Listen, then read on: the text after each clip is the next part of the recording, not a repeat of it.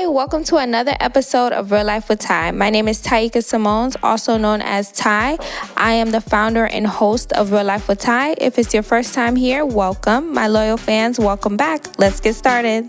You've got Ty on the line on her podcast. So what's on her mind? And for you now, you are listening to Ty on the line.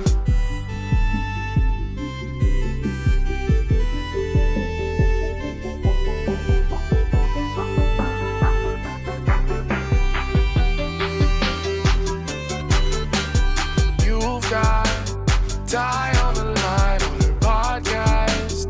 So what's on her mind? And for you now, you are listening to Ty on the line. What's up? Welcome back to another episode of Real Life with Ty. This week's spotlight goes out to Moneybag Joe. Joe done hit us with the new Stimmy package. The 1.9 trillion stimulus bill has been approved. So I've heard people have already started to get their money, like even this weekend. I had a couple of people, like my best friend's cousin had got her money. A couple of other people I know had got their money. So just know that it is very much real. They're also going to be giving $1,400 per child and also $300 in weekly unemployment benefits. Ow. So just know y'all about to be rolling in dough. You know, taxes is hitting. So March is very much money madness. And for the people who are out there saying, you know, my LLC Twitter and my business startup Twitter is saying, oh my gosh, you guys are excited about $1,400. Give me yours. Give me yours. Don't say nothing else. Just hand me your money, since apparently anybody can't sit here and be happy about free money. But we also do have to think about the people who have not been working throughout this pandemic, the people who have not been able to make ends meet. This is honestly a big thing for them, and we should be happy about it. And who doesn't like free money? I don't care how much money you make. When you get free money, you're going to be excited. Money that you didn't have to work for, money that you didn't have to necessarily do anything extra to get, will always be exciting. If y'all see me ride around with my giraffe and my fur, please mind your business because I'm rich, okay? Welcome to episode 28. This week, I want to go ahead and do a mental health check-in. It has officially been a year, ladies and gentlemen, since we have been in this panoramic pandemic since COVID hit. I think about where I was last year this time. Honestly, around this time we were getting ready from one of my closest friends' birthdays. Probably was like at a get-together. Definitely was pregnant and did not know it. Just was finishing up the semester, working on getting a full-time job. It was a lot of different transitions going on during this time. And then I think about fast forward where we're at now. I have a 4-month-old daughter. I'm working full-time at the hospital. And thank God throughout this pandemic, I was able to, have a healthy pregnancy. I was able to work entirely up until my maternity leave. I was on maternity for 3 months. And I can honestly say, and I thank God for this, that I really didn't miss out on anything during this pandemic. I was still able to work. I was still able to make money. I was still able to provide for my family and vice versa. So I am just very much thankful for that. I'm very much thankful that, no one close to me got corona. I didn't get corona. That was one of the biggest things I was worried about, especially being pregnant and being considered vulnerable population. So I'm thankful. I'm really thankful. And I think that sometimes we need to take a step back and just, look back at the year and just tell God thank you for getting us through this year. I also wanted to go ahead and just talk about, COVID and working in the hospital and having that anxiety. There has been a lot of talk about COVID. Sometimes there's two sides of it. First, when it first came out, everybody was saying, oh, it's fake, it's the cell towers. Then everybody was saying, the numbers aren't real. COVID is real. However, the number of people who are dying every day isn't real. The internet is making it up. The news is making it up. They're trying to scare you. And working in the hospital, honestly, COVID is real. I mean, I may not agree with the numbers. Maybe sometimes that they were playing with the numbers and chucking up anybody who died that was older around those had those symptoms and probably was like sitting there and chucking it up to COVID, and they may had other conditions, but COVID was very much real. There was people dying every day. I mean, we had cold blues all the time, and if you don't know what a cold blue is, when basically you have to start resuscitation. We had I had pregnant moms because I was working on the maternity unit. I had pregnant moms who were, coming in because you had to get tested for COVID prior to coming in. Like you would, for example, if you're being induced, you would have to get tested for COVID. Like, let's say you're being induced on a Monday, you would have to get tested for COVID like Friday or Saturday before you came into the hospital. So imagine the moms who water just broke. They would have to first get tested for COVID, wait until the result came back, and if the result was negative, then they were able to have that one support person in the room, because you were only allowed to have one support person in the room during the labor and during the stay in the hospital. And if that person left, unfortunately, you wouldn't be able to have anybody else come in. So you just had to stay the 2 or 3 days in the hospital alone.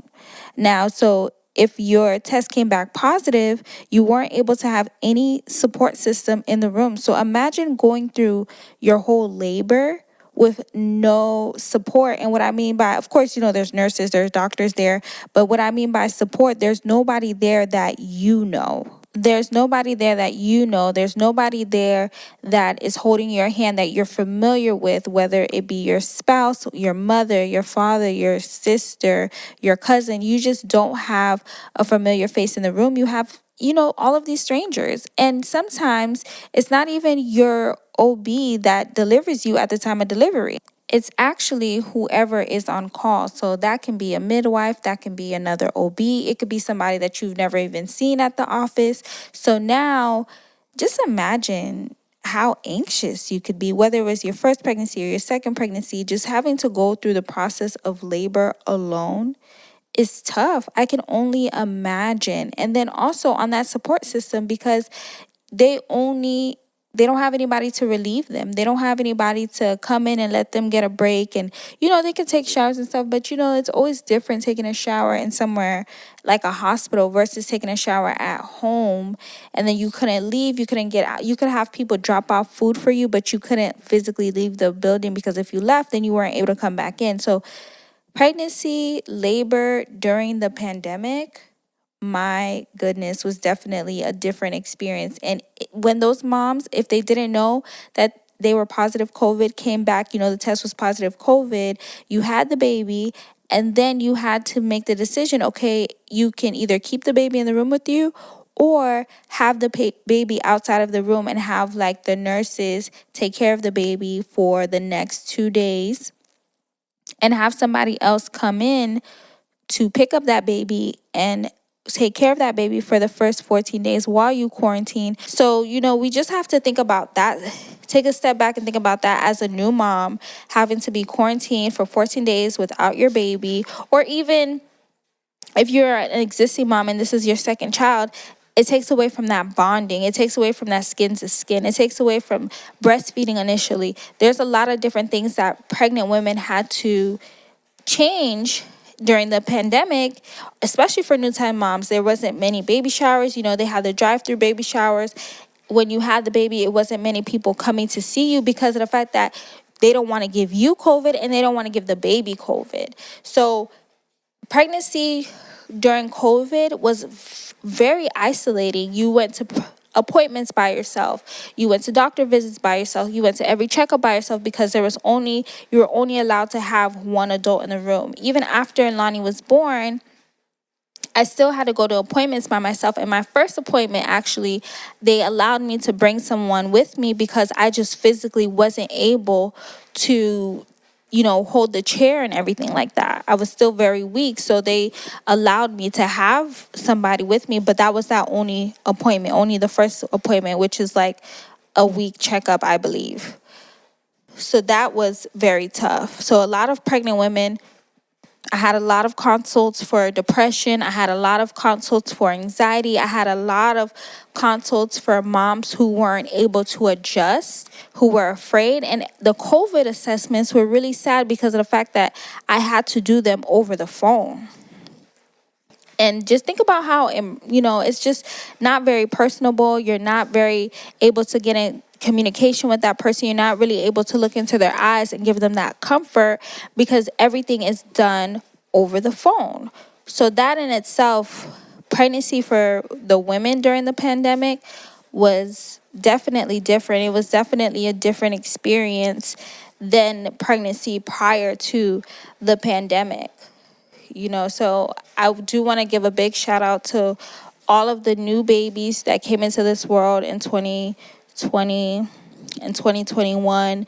I do want to definitely give a huge shout out to all of the pregnant women who are able to go through that with postpartum and the separation and the anxiety. There was a lot of moms who were afraid of having COVID. I mean, that itself was really tough.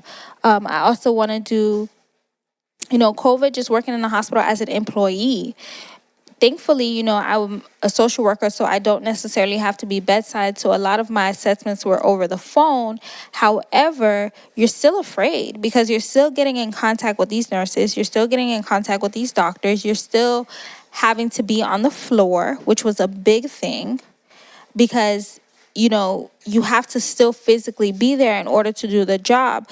And we had, Bethesda Baptist, I'm sorry, not Bethesda, Baptist had a lot of COVID in between the hospitals. We had a lot of patients. And at one point, our sister hospital, or the hospital closest to us next, is Delray Medical. Delray Medical was shutting down because they just couldn't accept any more patients.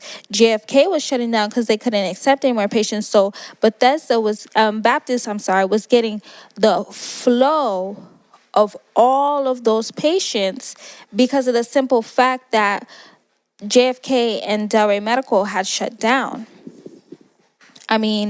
This pandemic was very tough mentally on a lot of the healthcare workers because you have to wear the mask, you have to be in the gown, you have to have the shades and the gloves and everything. And thankfully, I was pregnant during the pandemic, so I did not have to go into any of the rooms.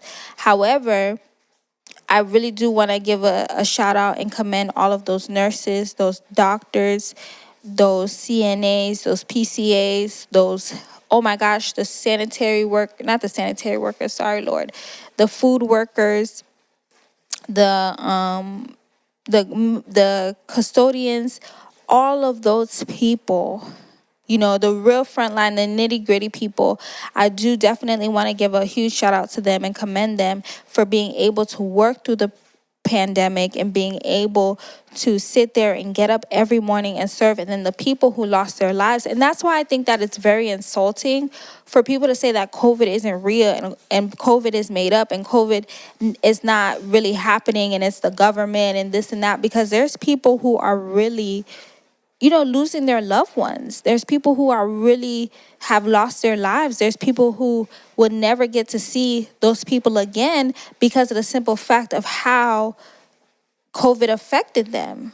There's plenty of people who really did lose their lives. There was people that came into the hospital that were healthy, and next thing you know, they had COVID, they were intubated, and they passed.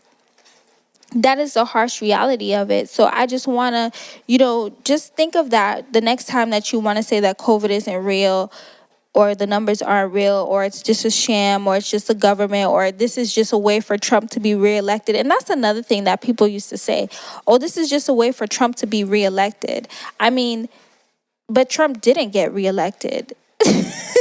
So you mean to tell me that this man went out of his way to spread a virus, to affect a whole population, to affect, dozens of people all throughout the world for an election? And I'm not to say that I'm sure there has been pretty shady shit that's been going on with the government, but I think that is a very, very, very far stretch. Did he do a good job in controlling coronavirus? Absolutely not.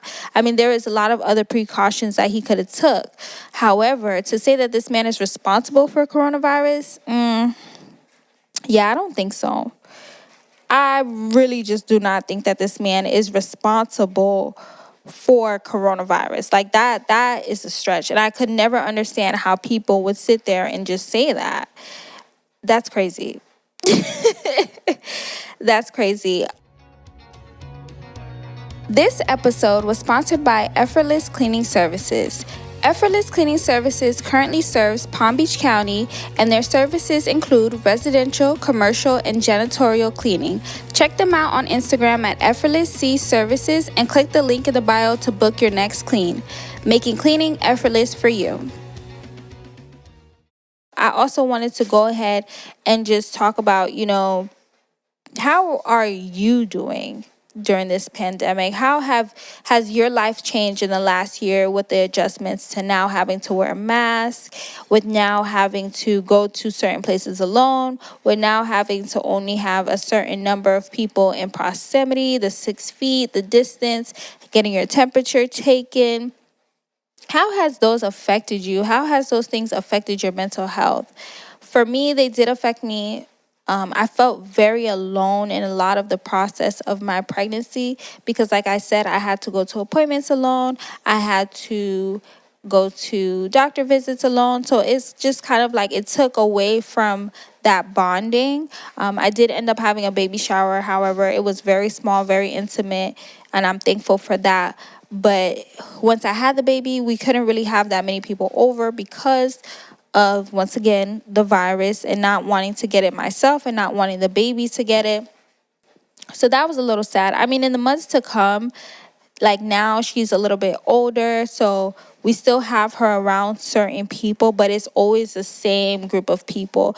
We don't really have her out that much just because she's still very young. She's still able to get sick very easily. And me, with working in the hospital, what I have to do now is when I come home, I change at the door or I go directly into the shower. I take a shower, I change my clothes before I hold her or touch her. If I'm not able to take a shower immediately, I wash my hands, I change my clothes, I put on a robe or something before I hold her or touch her because, all of the germs coming from the hospital, because we still have COVID patients. I mean, of course, the numbers aren't as high as they were in the past, but we still have patients that are coming into the hospital with COVID, that have COVID. And I mean, the people that are coming from the assisted living facilities, the skilled nursing facilities, there's still, patients that are coming in with COVID. So I still have to be very cautious.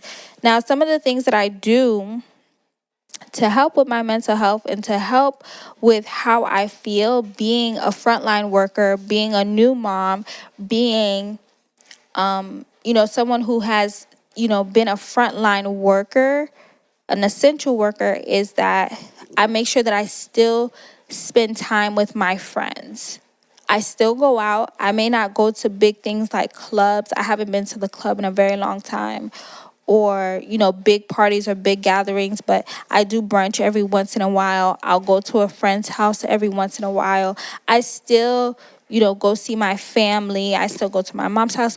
I still, keep my circle small, but I still go out because I think that's one of the biggest things as this pandemic. Everybody was so afraid and everybody just wanted to be in the house and not talk to anybody and not see anybody. And it does really take a big toll on your mental health because as people, we need affection, we need attention, we need to see people. Like, we're social beings. Humans are social beings. So for that reason, a lot of people weren't able to deal with it mentally of being alone. And people had Zoom meetings, and thank God for FaceTime and Facebook and Instagram and Twitter and all of these social media platforms. But could you imagine, like, back in the day in the 1800s with fucking polio? Like, oh my God, you didn't have nobody to talk to. I mean, you probably heard the radio every now and again, but you couldn't see anybody. You didn't know what was going on, how many people were dying, when they were dying.